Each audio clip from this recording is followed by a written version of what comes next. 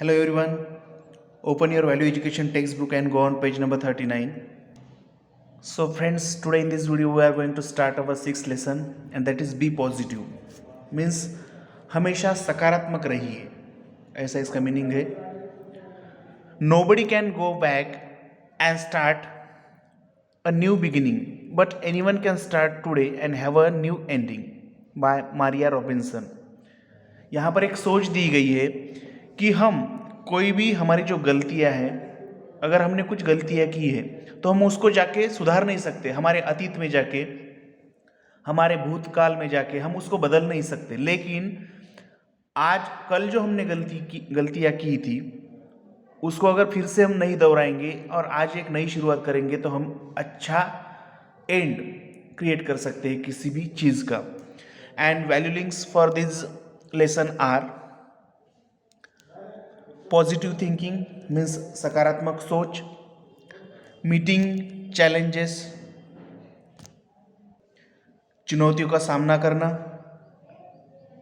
Achieving success means यश success प्राप्त करना, seeing opportunity in every difficulty हर कठिनाई में अवसर को देखना, and looking at adversity as a challenge प्रतिकूलता को चुनौती के रूप में देखना. This are the value links. So let's start. Time to start. How often have we not heard someone in our family or among our friends say, no point in taking the trouble, we can never reach the place on time? Or hear a grumbling voice mumble, nothing worse no matter how much one's wishes. हमने हमारे जो family members हैं तथा हमारे जो friends हैं, हमने कितनी बार सुना है ऐसा?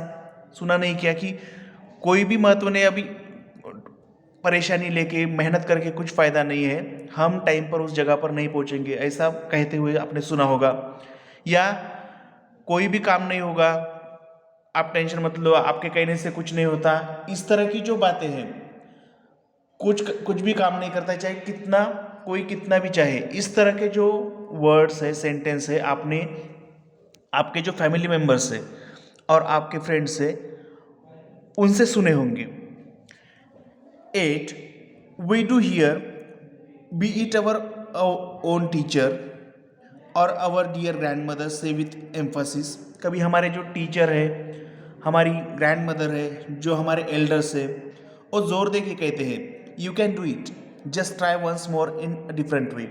वो कहते हैं कि तुम ये कर सकते हो, एक बार कोशिश करो, पहले जिस तरह से किया था उससे थोड़ा डिफरेंट वे, अलग तरह से करने की कोशिश करो, ये तुम कर सकते हो, ऐसा कहते हैं. Success in the task we undertake certainly depends on how we think and how determined we are to make it happen.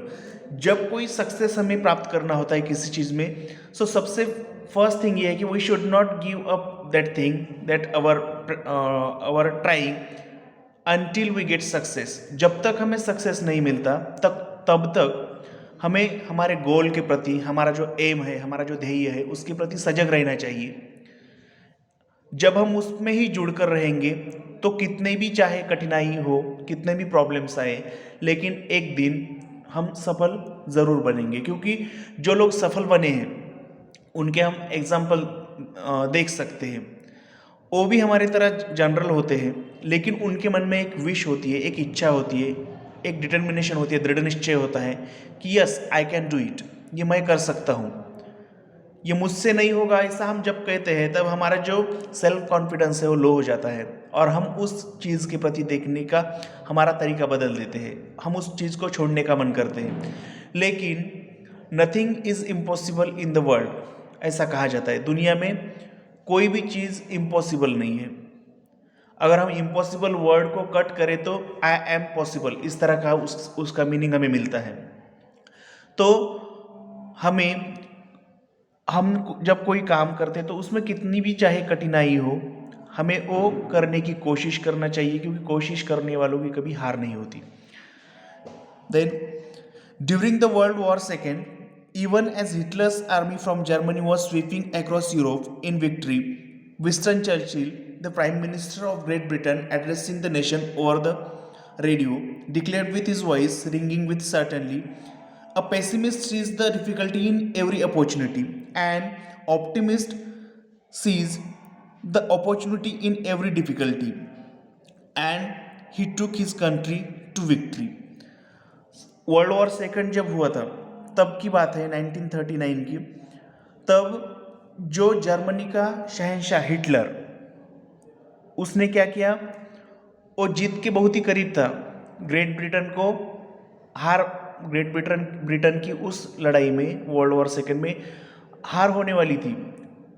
जो आर्मी थी वो पीछे हट गई थी उनकी, लेकिन उस वक्त ग्रेट ब्रिटेन यानी इंग्लैंड के जो प्राइम मिनिस्टर थे, कौन थे, विंस्टन चर्चिल, उन्होंने रेडियो पर एक अनाउंसमेंट की, अपने देश के लोगों के साथ वार्तालाप किया, संभाषण किया, और उसमें उन्होंने क्या कहा कि a pessimist sees the difficulty in every opportunity. Pessimist means a person who tends to see the worst aspect of thing और believe that the worst will happen. ऐसा व्यक्ति, पेसिमिस्ट मीन्स निराशावादी व्यक्ति, वो क्या करता है कि किसी भी चीज़ में उसकी बुरी बाजू ही देखता है, प्रेजेंट करता है, हमेशा जो काम कर रहा है उसमें ऐसा नहीं होगा, ऐसे ही सोच के चलता है। तो वो क्या करता है कि हर अपॉर्चुनिटी में उसको डिफिकल्टी ही लगती है। अगर कोई चांस भी आया उसके सामने तो उसको वो उसमें ही खामियां निकालने में लगा रहता है। लेकिन an optimist sees the opportunity in every difficulty, लेकिन जो आशावादी होता है, होपफुल होता है, वो व्यक्ति क्या करता है, परिस्थिति चाहे कितनी भी कठिन हो, कितनी भी चुनौतियों से भरी हो, राह कितनी भी कठिन हो, और उसमें भी अपॉर्चुनिटी ढूंढता है, उसमें भी चांस ढूंढता है कि नहीं ये अच्छा है, ऐसा करूंगा तो मुझे इसका फल ये मिलेगा। सो ऐसा can and he took his country to victory. और प्राइम मिनिस्टर जो विंस्टन चर्चिल है, उनके इस एक सेंटेंस की वजह से पूरा महायुद्ध जो था, सेकेंड वर्ल्ड वॉर था, उसका पगड़ा चेंज हो गया और जर्मनी की उसमें हार हो गई, और जो हार रहा था ब्रिटेन, वो जीत गया। A person who thinks positively always looks at how something can be done rather than saying it can't be done. कभी भी कोई जो हम काम करते हैं तो उसके बारे में हमें पॉजिटिवली सोचना चाहिए और ऐसा सोचना चाहिए कि ये कैसा करेंगे, ये काम अच्छी तरह से कैसा कर सकते हैं, ये बताने के बजाय क्या करना है, वो हम काम अच्छा कैसा करते हैं वो दिखाना ज़रूरी है। A well known quotation, I can't change the direction of the wind but I can adjust my sails to always reach my destination. एक ऐसी कहावत है, ऐसा एक सेंटेंस है, फेमस कोटेशन है कि मैं हवा का रुख नहीं बदल सकता, वो मुझ में नहीं, वो नेचर पर डिपेंड करता है हवा कौन सी दिशा में बहेगी। लेकिन जब सेल्स मतलब क्या, शिप, जब समुद्र में शिप सेल होती है पानी पर, तो वो जो शीड़ की जहाज रहती है तो वो हवा पर चलती है। तो हम उस हवा की दिशा को नहीं बदल सकते, लेकिन हमारा जो डेस्टिनेशन है उसकी तरफ जाने के लिए हम कोशिश ज़रूर कर सकते हैं। मीन्स इसका मीनिंग क्या हुआ कि हमें अगर समझो कुछ अचीव करना है, कुछ गोल प्राप्त करना है, हमें सक्सीड होना है, सक्सेसफुल होना है, तो उस वक्त चाहे कितनी भी चुनौतियाँ आए, कितनी भी कठिनाइयों का सामना करना पड़े, अगर हम हमारे गोल पर फोकस करेंगे और उसके प्रति निष्ठा रखेंगे, मेहनत करेंगे, तो एक दिन क्या होगा, one day you will reach at the destination, your aim, you will succeed in your life. Sums upon how one should learn to accept life as it comes and look forward to making every day a new day. और जो उतार चढ़ाव है वो आने वाले हैं। हम जब काम करते हैं, तो जब किसी चीज़ के प्रति हम वर्क करते हैं वो प्राप्त करने के लिए, तो उस वक्त उतार चढ़ाव आ सकते हैं, लेकिन आने वाला हर एक दिन नई अपॉर्चुनिटी लेके आएगा, ऐसा हमें सोचना चाहिए। The first story tells us about the emotional upheavals a young girl goes through while growing up and having to face certain realities of her birth, about her being brought up in an adopted home, yet how she unravels the knots herself and looks forward with the sense of positively that it is not birth alone that counts for a base for happiness. It is also how you view the life that is given to you with the optimism that is backed by genuine love. First story में हम देखने वाले हैं कि एक जो लड़की है, एक यंग गर्ल है, वो एक इमोशनल अपहीवल्स यानी भावनिक उथल पुथल से जा रही है, जो कि जिसको अडॉप्ट किया गया है और अडॉप्ट करने के बाद एक घर छोड़ के दूसरे घर जाने वाली है।